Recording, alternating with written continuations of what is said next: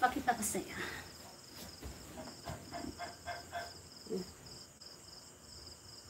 Yan. Tapos meron ako dito.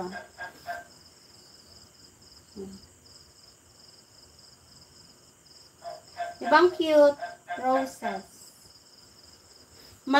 Kasi ako, magta-try on haul ako. Tapos ko na pinakinggan as in. Para naman ang itim ng kilikili ko. Bakit pag kaya ko maitim, di pala. Sa lang pala, matatakpan. O, diba? Yes, rose to rose. Pero sa singit, nakatago. Pag nag-try on haul ako, makikita niyo yan.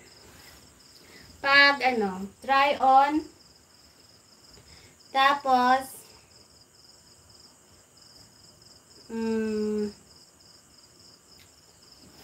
meron pa akong din na-upload. We'll see. Ito, dalawa. May bird pa dito.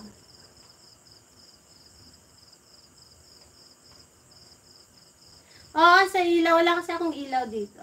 Yung ilaw ko nasa gitna. Hindi kasi ako nagre-ring light pag nagla-live. I'm not using a ring light if nagla-live ako. Nakakasira ng nakakasira. Nagbakasyon lang ako dun sa father side ko, then nagpatato ako.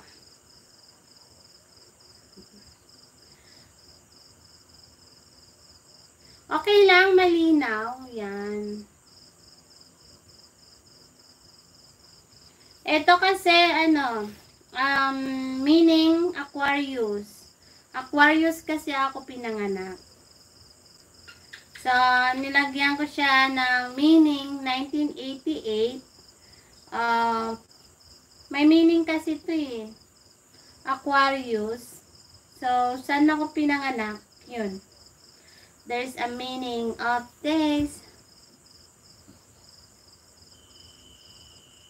Yes, nagbakasyon kasi ako sa father side ko. O, diba? Maganda. Nag-live naman ako nung nagtattoo ako. Wala lang sumusuporta. Walang tao sa live ko nung nagpatattoo ako.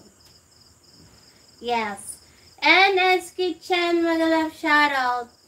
Please support. What support? Support what? Do you like support you?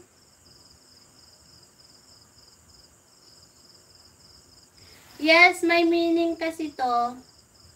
Ito kasi is, sabi nila, bawal daw yung may meaning. Pero wala namang problema po. Gusto mo magpatato. Gusto mo magpatato, tapos, hi, Yusuf! Mega love shoutout.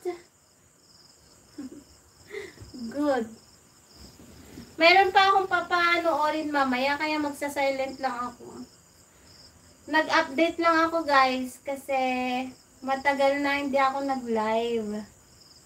And gusto ko lang ipakita to guys. Ito, ang ganda.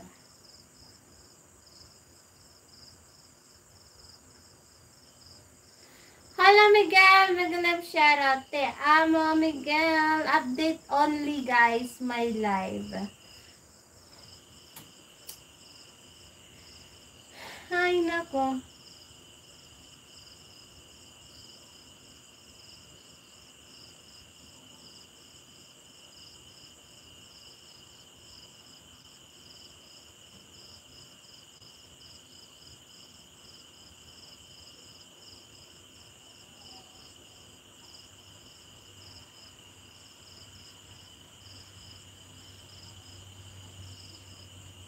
Te amo, Miguel.